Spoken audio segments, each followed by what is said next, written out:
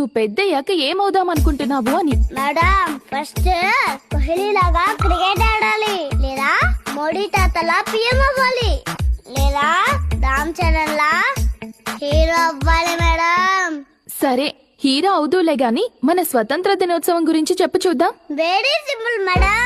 Schools లో chocolate ఇస్తారు, dance చేస్తారు, సార్లేమో గంటల కొద్ది క్లాసులు పెరుగుతారు, తర్వాత వేడి వేడి అన్నం పెట్టి ఇంటికి పంపిస్తారు. That is independence day madam.